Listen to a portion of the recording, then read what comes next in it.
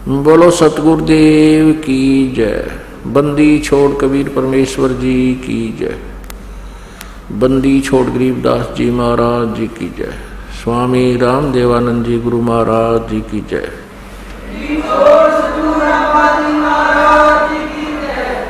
सर्व संतों की जय, सर्व भक्तों की जय, धर्मी पुरुषों की जय, श्री काशी धाम की जय, श्री छुडानी धाम की जय, श्री क्रोथा धाम की जय, श्री बरवाला धाम की जय। सत साहिब गरीब नमो नमो सतपुरुष को नमस्कार गुरु की नहीं। सुर नर मुनि जन साधुआं संतों सर्वस्ती नहीं। सतगुरु साहेब संत सब डंडो तुम प्रणाम। आगे पीछे मज हुए तिनको जान कुर्बान। मूर्ख बनाने के लिए अनजान लोग कहते हैं कि जो तीरंथ कर बन जाता है उसका पुनर्जन्म नहीं होता। ये भी इनकी भूल है। ऋषभ देव जी का जन्म हुआ, वो बाबा आदम हुआ। देखिएगा पुस्तक आओ जैन धर्म को जाने। ये पुस्तक आओ जैन धर्म को जाने, ये आपको भी दिखाई थी। लेखक हैं प्रवीण चंद्र जैन, M.A. शास्त्री, जम्बूद्वीप हस्तिनापुर। प्रकाशक हैं श्रीमती सुनीता जैन, जम्बूद्वीप हस्तिनापुर मेरठ से। मुद्रक है Dhirendra Jain, new Rishabh offset printer Meerut. Phone number इतना। अब इसमें दिखाते हैं ऋषभ देव जी का अगला जन्म क्या हुआ। 154 पृष्ठ पे आओ जैन धर्म को जाने। 154 पृष्ठ पे प्रश्न है, कौन से तीर्थंकर को सभी धर्मों में पूजा जाता है? भगवान श्री आदिनाथ को यानी ऋषभ देव जी को। इस्लाम धर्म में भगवान आदिनाथ को क्या माना गया है? उत्तर आदम बाबा।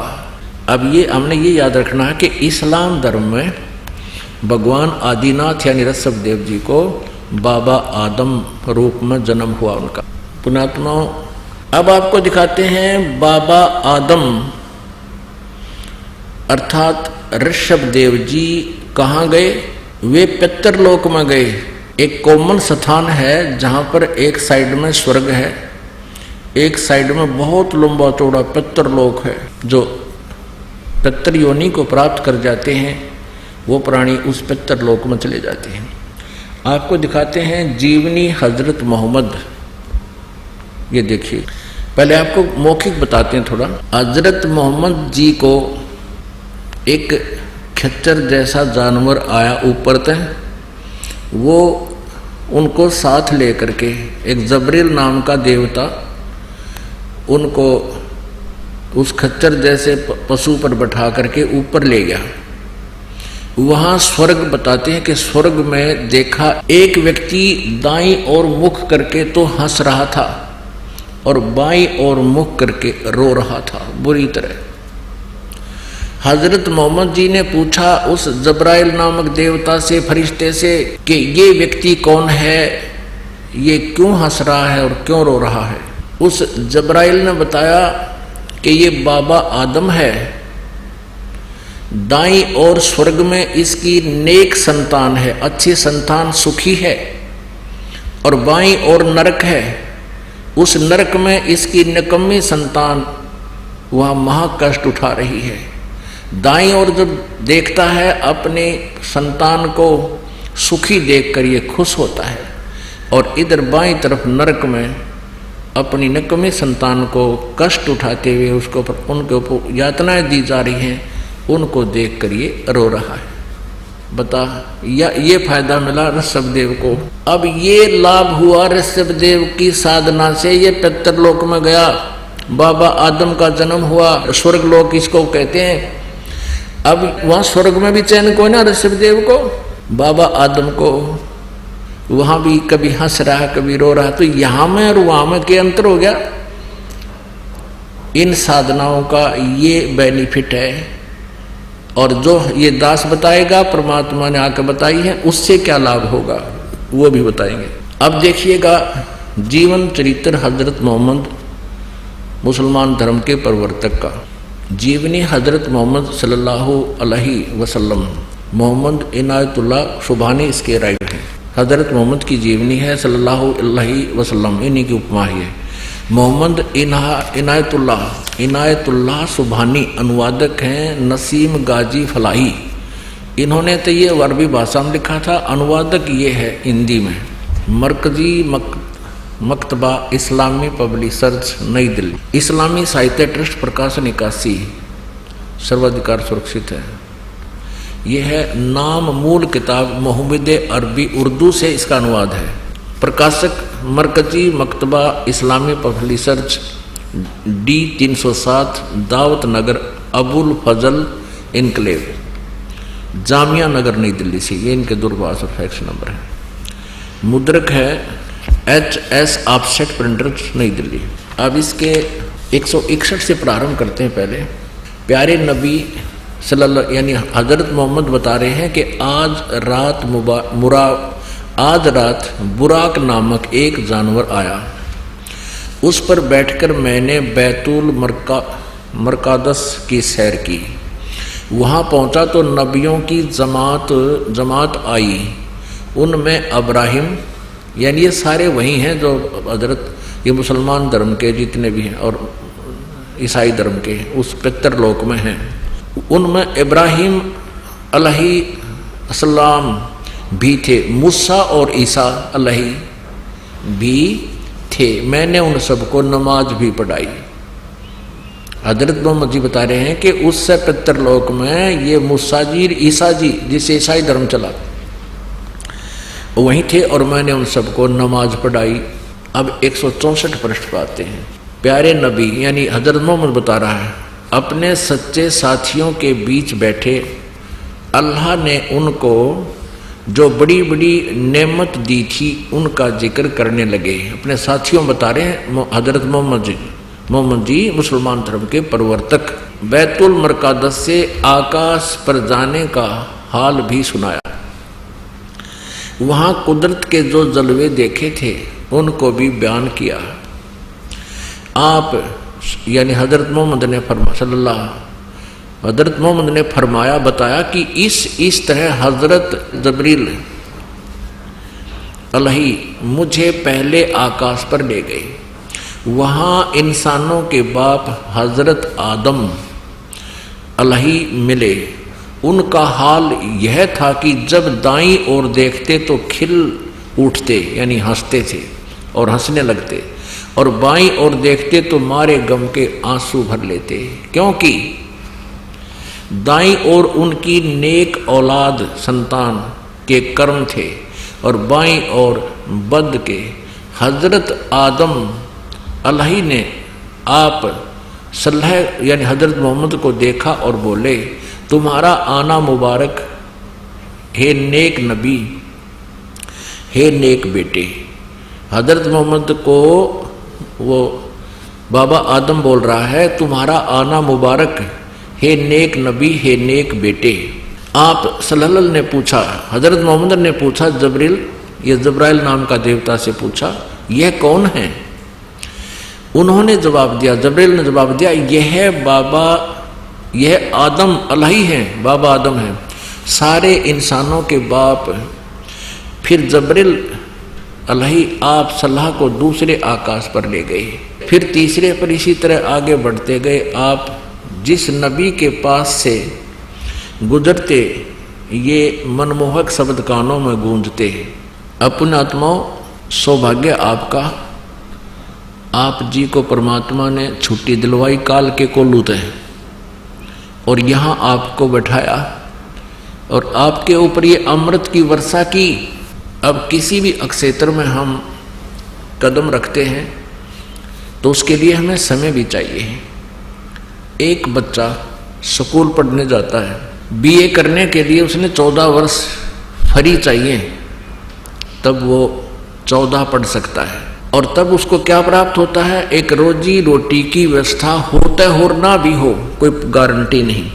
और ये आत्म कल्याण का इतना बड़ा प्रोजेक्ट, इतना महाउपकार का कार्य, इसमें भी समय आपको चाहिएगा। आपने ये क्लास अटेंड करनी पड़ेगी यदि आप यहाँ से छुटकारा चाहते हो, ना तो यह दुर्गति तैयार है। अब आप जी ने देख लिया कि बाबा यानी Shri Rishabh Dev ji, founder of the Jain religion, वो क्या बना, उसकी मृत्यु कैसे हुई, और ऐसे अच्छे साधक की ये काल ऐसे दुरुक्ति करता है। और फिर आगे चल के उसने जो नाम दिया मारीची को, उसकी क्या दुरुक्ति हुई। और महावीर जैन वही आत्मा महावीर जैन बना, उसका कोई गुरु नहीं, आगे कोई उनकी शास्त्र अनुकूल साधना नहीं, पाखंड मत स्वयं की, पाखंड साधना स्वयं की, बकवादें, पाखंड माने बकवाद, और आगे भी वो बकवाद शुरू करा गया। वर्तमान के जैनी वो साधना करें, उनकी क्या हालत होगी ये अंडरस्टूड है।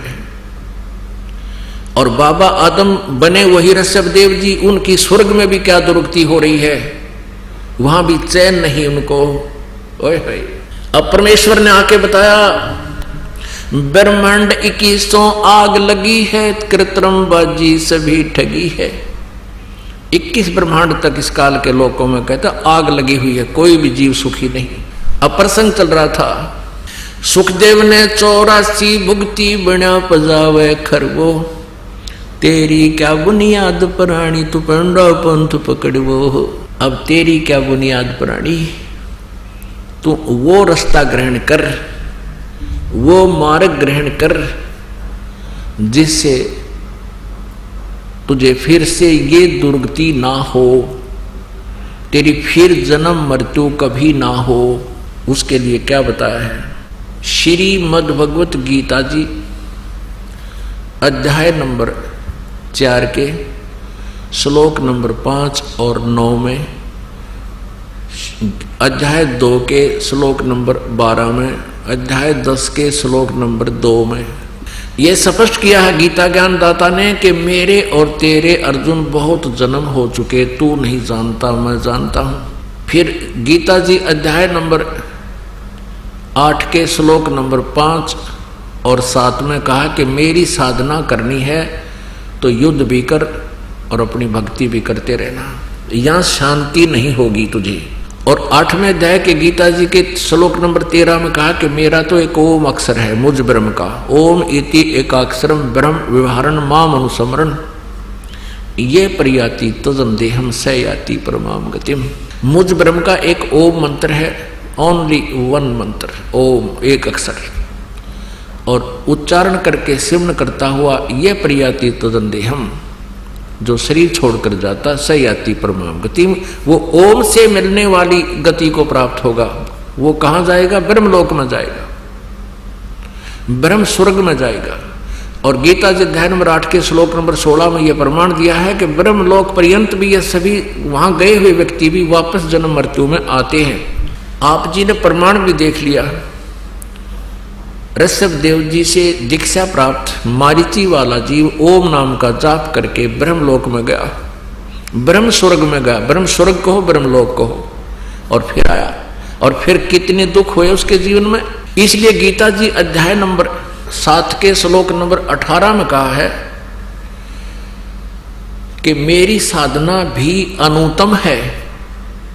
ये ज्ञानी आत्मा है तो अच्छी उद्धार आत्मा है, लेकिन ये मेरे वाली अनुत्तम साधना में ही लीन है, अनुत्तमाम अति घटिया साधना में ही लीन है। इसलिए गीता जी अध्याय नंबर 18 के श्लोक नंबर 62 में कहा है कि अर्जुन तू सर्वभाव से उस परमेश्वर की शरण में जा जिसकी कृपा से तू परम शांति और सनातन परम धाम को, यानी शाश्वतम स्थानम, सदा रहने वाले स्थान को, यानी सतलोक को प्राप्त होगा। गीता जी अध्याय नंबर 4 के श्लोक नंबर 25 से लेकर 31 तक कहा है कि अर्जुन कोई तो देवताओं की पूजा करता है, कोई श्वास उश्वास की क्रियाएं करता है, प्राणापान की क्रियाएं करता रहता है, और कोई स्वाध्याय करता है, कोई तीक्ष्ण अहिंसावादी व्रत ही रखता है, जैसे मुंह पर पट्टी बांध के और नंगे पैरें घूमना, कोई नित्य पाठ करता है, कोई किसी मंत्र का जाप करता है। और प्रत्येक साधक अपनी साधना को पापनाशक जानता है, इसलिए तो कर रहा, नहीं तो त्याग दे, उनको पता लग जाए कि ये ठीक नहीं है, शास्त्र विरुद्ध है। तो कहा है कि 4 अध्याय के 32वें श्लोक में कि ये इस प्रकार की यानी विस्तार के साथ धार्मिक अनुष्ठानों की जानकारी, भक्ति कर्मों की जानकारी, सच्चिदानंद घन ब्रह्म की वाणी में ब्रह्मणे मुखे, यहाँ इन्होंने अनुवाद गलत कर दिया, अनुवादकर्ताओं ने ब्रह्मणे मुखे का अर्थ कर दिया वेद की वाणी, ये गलत कर दिया। और ब्रह्मणे का अर्थ होता है सच्चिदानंद घन ब्रह्म। इन्होंने 17वें अध्याय के 23वें श्लोक में गीता जी में सही किया है, ब्रह्मणे का अर्थ किया है सच्चिदानंद घन ब्रह्म।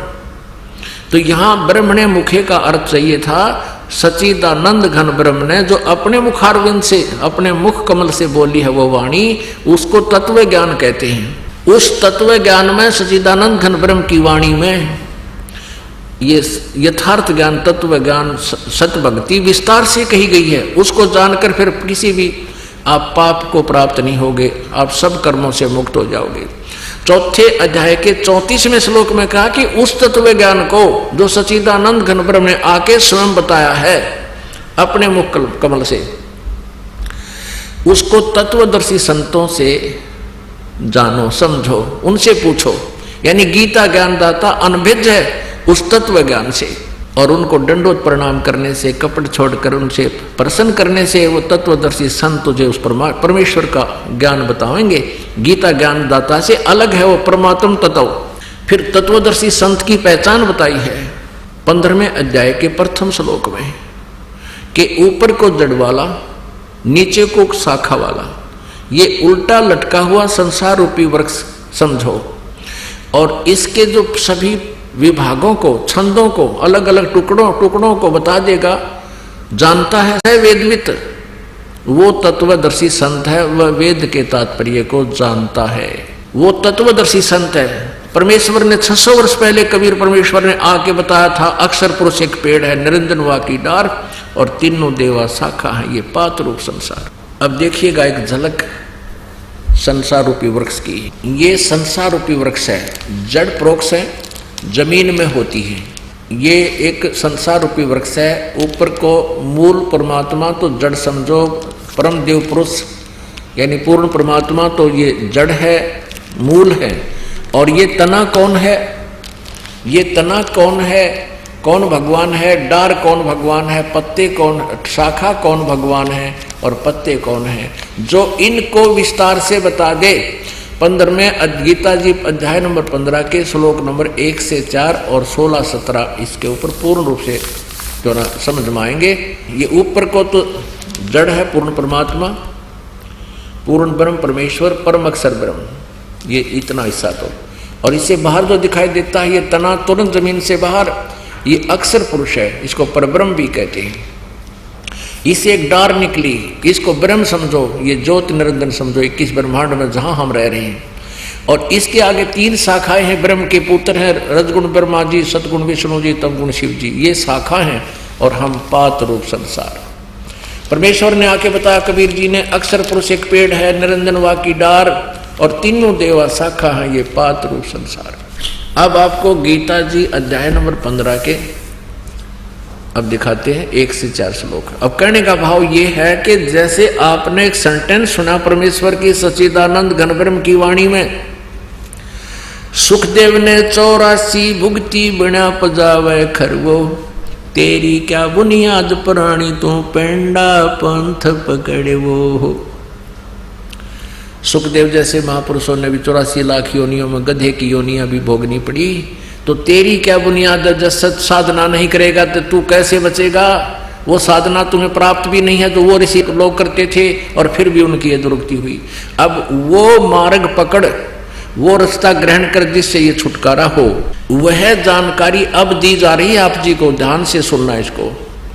अब देखिए श्रीमद् भगवद गीता, जयदयाल गोविंद का इसके अनुवादक हैं, गीता प्रेस गोरखपुर से प्रकाशित है। अब देखिएगा 15वें अध्याय का प्रथम श्लोक दिखाते हैं आपको। ये है अथ पंचदशो अध्याय, 15वां अध्याय, ये प्रथम मंत्र। ऊर्ध्व मूलम अध शाखम, ऊर्ध्व माने ऊपर को जड़, मूल और नीचे को शाखा, अध शाखम। अश्वत्थम प्राहु अवम, छंदासी यस्य प्रणानी ये तम वेद स वेदवित। इसका अर्थ है सीधा सा कि ऊपर को जड़ है उस पूर्ण परमात्मा समझो इस संसार रूपी वृक्ष की, क्योंकि जड़ से ही पौधा होगा और जड़ से ही सारे पेड़ को आहार मिलता है, यानी सबका मालिक, सबका धारण पोषण करने वाला वो पूर्ण परमात्मा ऊपर है, शतलोक में है, सचखंड में है।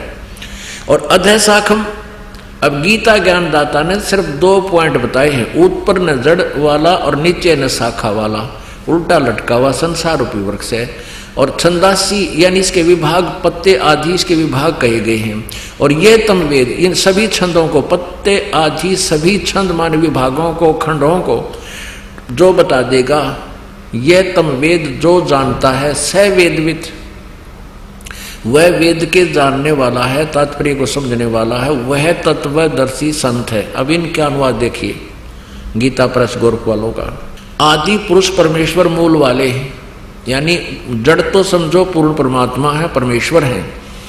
अधः शाखम, यहां गलती कर दी इन्होंने, ब्रह्मा रूप मुख्य शाखा वाले नहीं, अधः शाखम नीचे को शाखा वाला।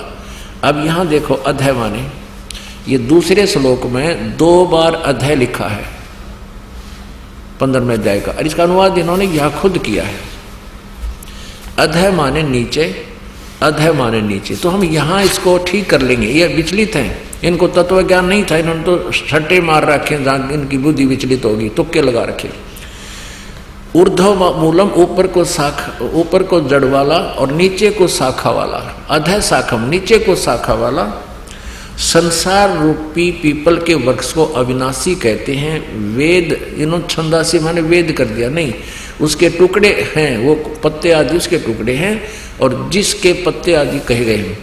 और उस संसार वृक्ष को जो व्यक्ति मूल सहित तत्व से जानता है, जड़ से लेकर पत्तों तक बता देगा, वह स वेदविद, वह वेद के तात्पर्य को जानने वाला है, वह तत्वदर्शी संत है। अब देखना दूसरे में, उस संसार की तीनों गुण रूप, तीनों गुण रूप। अब ये यहाँ ये कोड वर्ड है, रजगुण ब्रह्मा जी, सतगुण विष्णु, तमगुण शिव जी रूपी तीनों गुण रूपी शाखाएं। ये विषय पर वाला, संस्कृत भी दिशा देखो, विषय पर वाला शाखा ये है, आदि योनि रूप शाखाएं हैं, विषय भोग वाली शाखाएं नीचे और ऊपर फैली हुई है, सर्वत्र नहीं है, ये ऊर्ध्व माने ऊपर और नीचे फैली हुई। मनुष्य लोक में, यानी इस पृथ्वी लोक, मनुष्य लोक में कर्मों के अनुसार बांधने की, यहाँ फंसाए रखने की भी मूलानी मुख्य कारण है ये ब्रह्मा विष्णु महेश जी तीनों गुण। और नीचे और ऊपर, ये सभी लोकों में नहीं, नीचे और ऊपर, यानी पृथ्वी लोक पर यह ज्ञान बोला जा रहा था।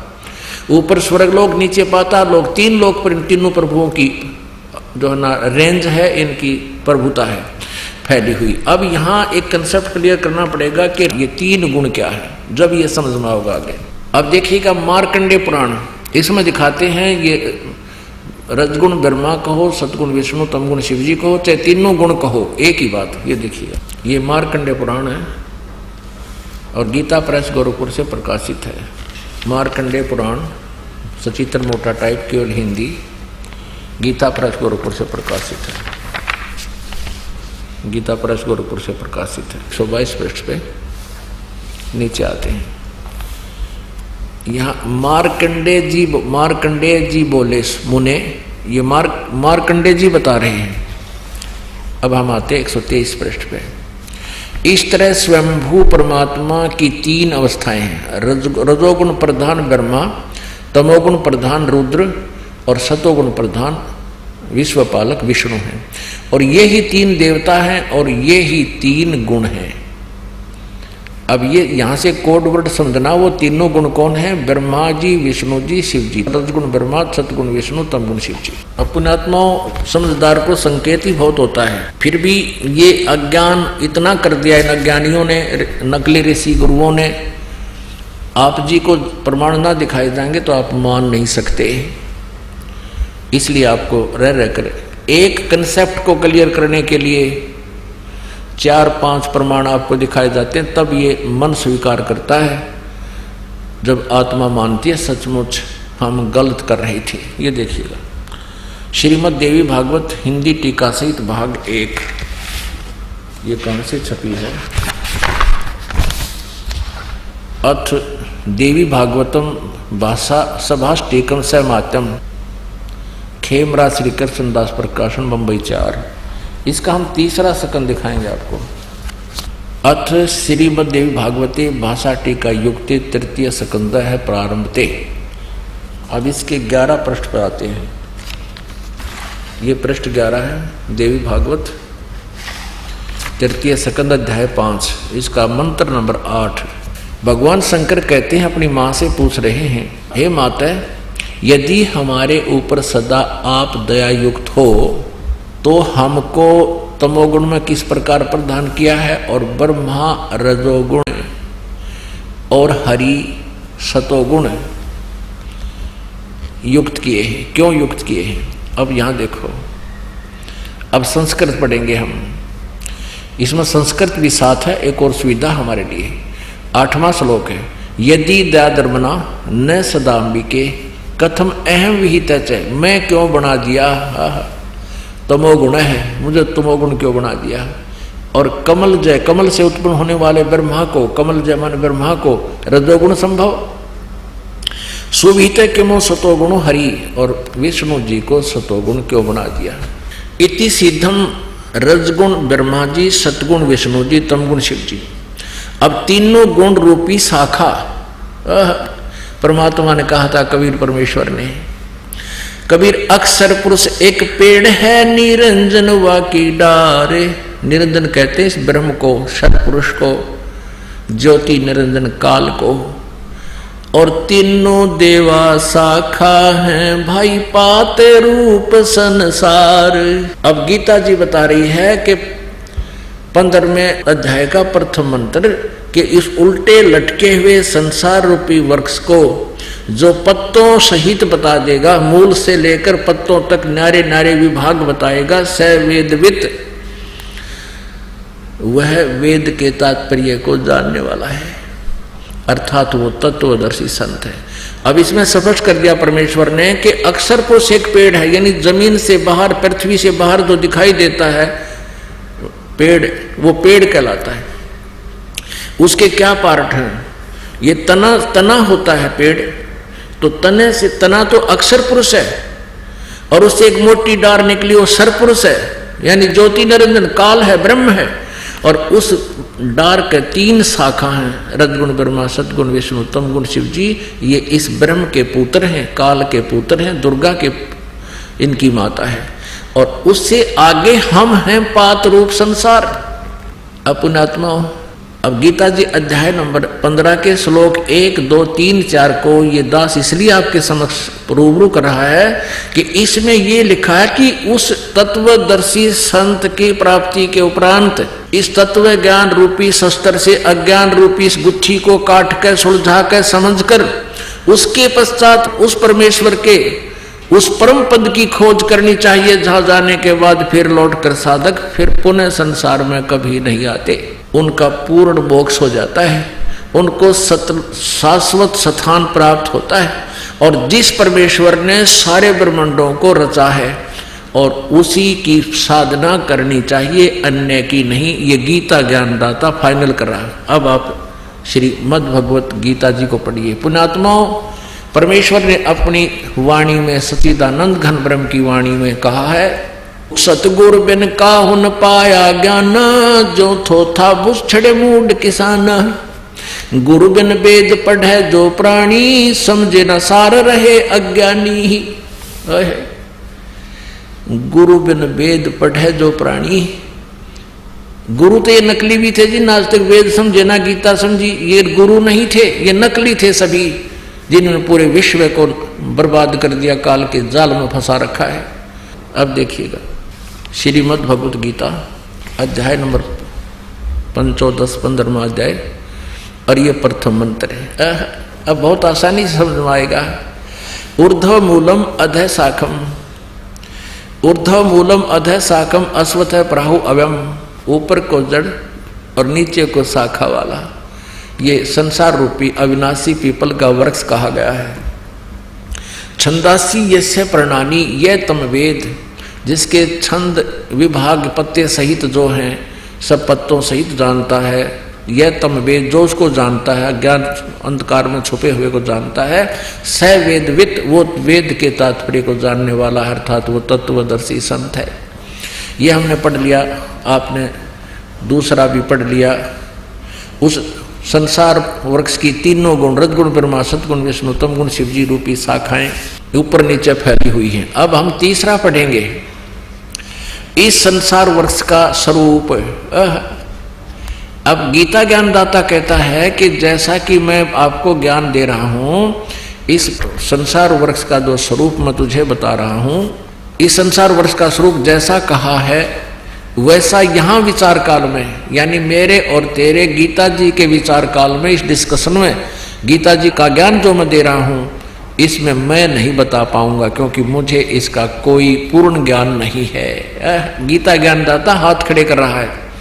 इस संसार वृक्ष का स्वरूप जैसा कहा है वैसा यहाँ विचार काल में गीता जी के डिस्कशन में नहीं पाया जाता, मैं नहीं बता पाऊंगा, क्योंकि इसका न आदि है और न अंत है, तथा न इसकी अच्छी प्रकार स्थिति, यानी ये खुद परिचित नहीं है, इसलिए कह रहा है। इसलिए इस सुविरुद्ध मूलम, अति दृढ़ मूल वाले, ये नहीं अति दृढ़ मूल वाले, क्योंकि मूल जड़ पूर्ण परमात्मा है, वो स्थान शाश्वत स्थान है, वो कभी नष्ट नहीं होता, वो दृढ़ स्थान है।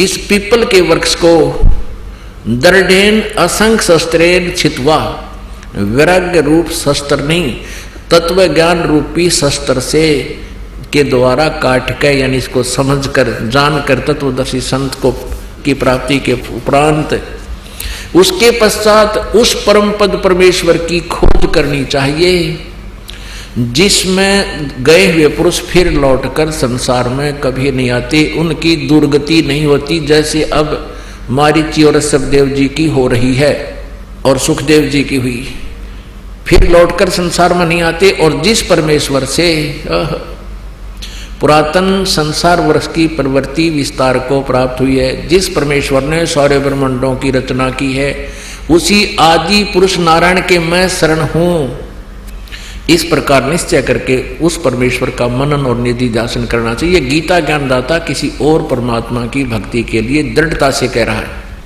अपनात्मा परमात्मा का पाना बहुत आसान है, ये आपके हृदय में निश्चय होना कि जो साधना हम कर रहे हैं फाइनल है और यही भगवान है, ये कठिन है। जब तक ये नहीं होगा तो आप भ्रमित रहोगे, काल के दूत आपको भटकाते रहेंगे और फिर आपका पतन शुरू हो जाएगा।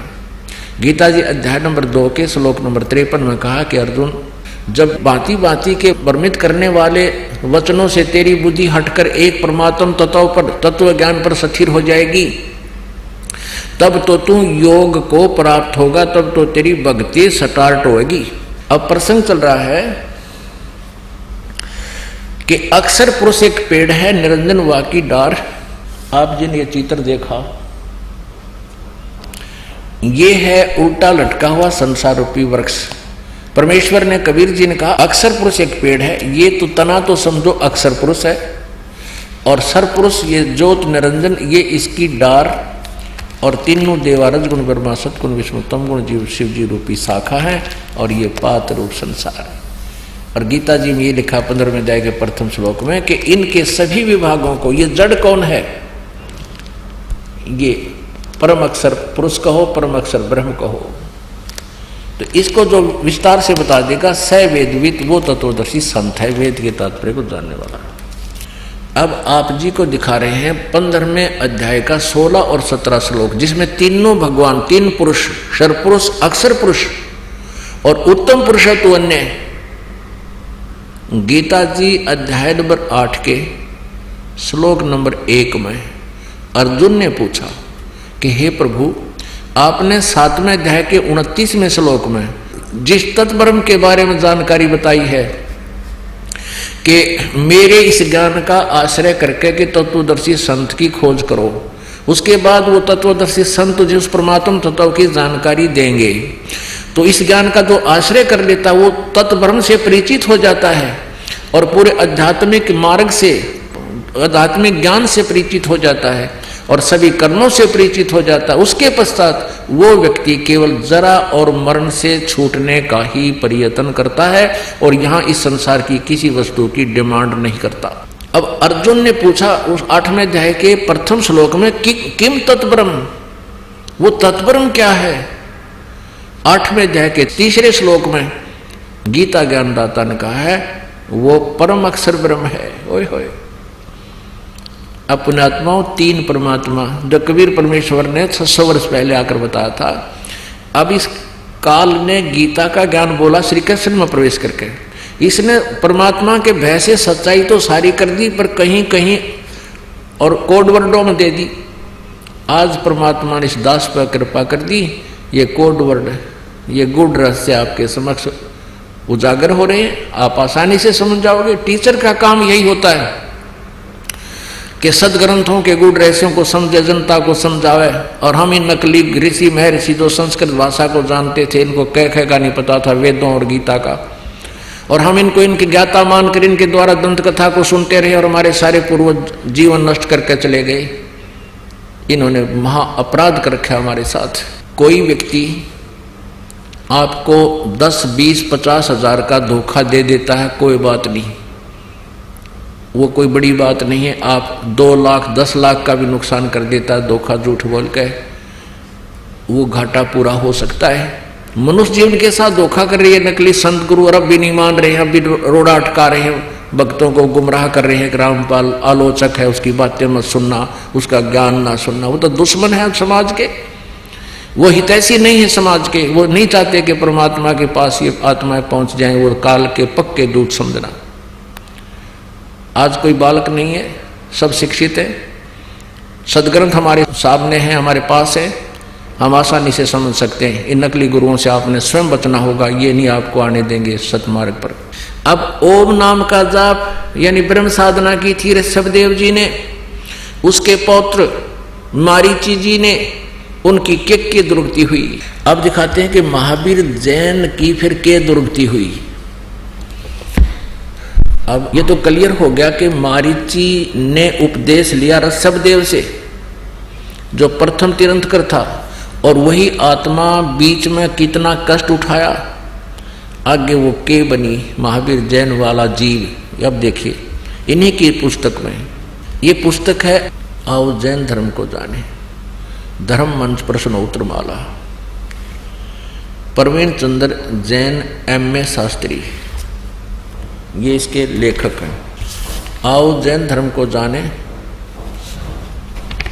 लेखक है प्रवीण चंद्र जैन M.A. शास्त्री, जम्बूद्वीप हस्तिनापुर।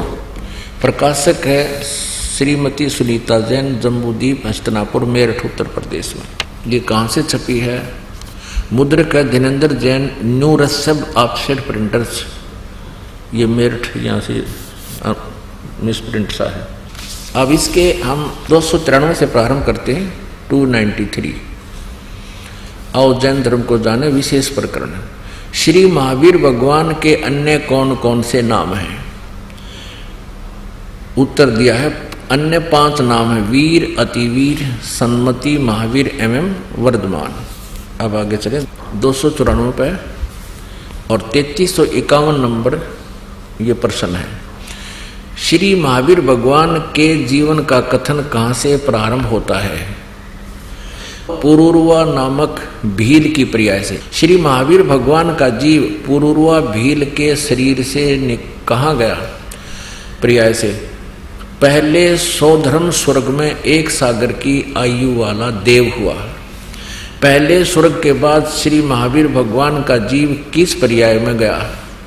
उत्तर, भरत चक्रवर्ती की रानी अनंतमती से मारीची नामक ज्येष्ठ पुत्र हुआ। ये मारीची वही है ऋषभदेव का पोता, और यही आगे चल के ये जीव महावीर जैन बना। हम अपने काम की बात पर आते हैं। 295 पर निगोद से निकलकर श्री महावीर भगवान का जीव कहाँ गया? हाय हाय, अनेकों भाव यानी शरीर धारण किए जीव अनेक योनियों को प्राप्त हुआ। कैसे? 1000 बार आँख वृक्ष के जीवन भव, और 80,000 सीप के भव, 20,000 नीम वृक्ष के भव, 90,000 बार केली वृक्ष के भाव यानी केले के वृक्ष बना, 3,000 बार चंदन वृक्ष के भाव, 5 करोड़ बार कनेर वृक्ष के भाव, 60,000 बार वैश्या के भाव वैश्या, और 5 करोड़ बार शिकारी के शरीर भाव, और 20 करोड़ बार हाथी, 60 करोड़ बार गधे के भाव। ओ तेरा गजब भैया। 30 करोड़ बार कुत्ते का जीवन, 60 करोड़ बार नपुंसक के भाव, 20 करोड़ बार स्त्री के भाव, 90 लाख बार धोबी के भाव, 8 करोड़ बार घोड़े के भाव, 20 करोड़ बार बिल्ली के शरीर भाव, और 60 लाख बार गर्भपात से मरण है, माँ के पेट में मर गया, और 80 लाख बार देव प्रयाग को प्राप्त हुआ। होय होय, केवल 80 लाख बार तो देवता बना, और गधा बना, कुत्ता बना, 30 करोड़ बार कुत्ता तो एक बार बना हुआ बतेरा। ये सारा पानी फिर जाए देवता ने, एक का जीवन बतेरा कुत्ते का, सिर में कीड़े पड़ जा, खाज लाग जा, टांग टूट जा, सर्दी में पता नहीं कहाँ पड़ा रहे, और 60 करोड़ बार गधे का जीवन। पुण्यात्माओं, ये काम टीचर का होता है, जो सदग्रंथों को स्वयं समझे, अपना अभ्यास करे, अनुभव करे, भक्ति करे, परमात्मा की अंदर से प्रेरणा होती है, फिर तत्व ज्ञान अंदर से परमात्मा देता है।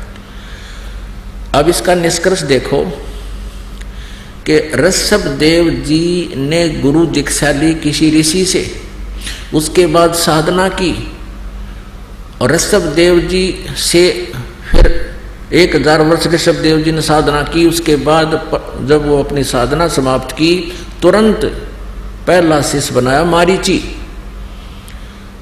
और वही आगे चलकर महावीर जैन हुआ। तो ऐसे ओम नाम यानी वेदों अनुसार साधना करने वाले जीव की क्या दुर्गति हुई। 80 लाख बार तो देवता बना, और यह वाकई हिस्ट्री आपने देखे ली, अनगिन कष्ट सहे। 60 करोड़ बार गधा, 30 करोड़ बार कुत्ता, 20 करोड़ बार बिल्ली, और तेरा गजब हुआ। पुणात्मा कलेजा मुंह को आता है, इतने कष्ट हमारे ऊपर हो रहे हैं, हम फिर भी आंखें नहीं खोल रहे, हम तत्व ज्ञान को पहचान नहीं रहे, भगवान को नहीं पहचान पा रहे। अब क्या होगा, महावीर वहां तक तो उस मारीची वाले जीव की दुर्गति, महावीर वाले जीव की दुर्गति होती रही। आगे चल के यही मारीची वाला जो शरीर जीव था, आगे महावीर जैन हुआ। महावीर जैन जी के इतिहास में लिखा है कि उन्होंने कोई गुरु नहीं बनाया, और ऐसे ही मुनिवर्ती में घर से निकल गया, निवस्त्र रहने लगा, अपने आप साधना करता रहा। कुछ दिन हठी होकर के अपने विचारों को व्यक्त करने लग गया जनता में। अब वर्तमान में जो जैन धर्म में साधना है, वो महावीर जैन जी द्वारा चलाए गए 363 पाखंड मत माने बकवाद साधनाएं, उन पर आधारित है पूरा जैन धर्म। अब उस वेदों अनुसार और गुरु परंपरा से, मर्यादा से गुरु बनाकर साधना करने वाले मारीची की कितनी दुर्गति हुई, एक बार पुनर्रिवाइज कर लो, ना याद रही होगी। ये देखो, ये वही पुस्तक है, आओ जैन धर्म को जाने। लेखक हैं प्रवीण चंद्र जैन, M.A. शास्त्री, जम्बूद्वीप, हस्तिनापुर। ये सारा अब फिर थोड़ा सा दिखाते हैं, ये मेरे मालिक। अब ये तो दुर्गति उस प्राणी की है जिसने इस काल के गुरु मर्यादा में रहते हुए साधना की है, मारीची वाले जीव की। ये देखिए, थोड़ा सा दिखा दें। 60,000 बार वैश्या के भाव, 5 करोड़ बार शिकारी बना दिया, नरे पाप इकट्ठे करवा दिए इस काल ने। 20 करोड़ बार हाथी के भाव, 60 करोड़ बार गधे के भाव, 30 करोड़ बार कुत्ते के भाव, 60 करोड़ बार नपुंसक के भाव, 20 करोड़ बार स्त्री के भाव, 90 लाख बार धोबी, 8 करोड़ बार घोड़ा, 20 करोड़ बार बिल्ली, और 60 लाख बार गर्भपात से मरण। 80 लाख बार देवता हुआ, बस 80 लाख बार तक देवता, और बाकी अविरन मेटिनरी। ये तो उस प्राणी की है जो विधिवत काल के गुरु परंपरा में रहकर साधना कर रहा था, और अब ये उसके बाद ये नरक में भी गया। मारुति वाला जो फिर प्रथम नरक में गया। और फिर ये महावीर जैन हुआ। 24 में तीर्थंकर श्री महावीर भगवान हुए। महावीर भगवान हुआ फिर यूं श्री महावीर भगवान के जीव ने कितने पाखंड मत चलाए, 363 पाखंड मत चलाए। अपने आत्माओं, ये एक निर्णायक मोड़ पर आ गया है ज्ञान, भगवान का तत्व ज्ञान है ये। अब महावीर जैन की के दुर्गति हुई होगी, उसका तो वर्णन नहीं कर सकते, क्योंकि उसने तो गुरु बनाया ना। और ये पाखंड मत माने शास्त्र विधि को त्याग का मनमाने आचरण, ये चला दिए, जिसको वर्तमान में जैन धर्म के सभी अनुयायी उसी से आके अपनी साधनाएं कर रहे हैं। तो इनका क्या हाल होगा ये कहने की जरूरत को नहीं। तो परमात्मा कहा करते, निरंजन धन तेरा दरबार, निरंजन धन तेरा दरबार, जहाँ पर तनिक ना न्याय विचार। कहे कबीर सुनो भाई साधो, यहाँ सब उल्टा व्यवहार।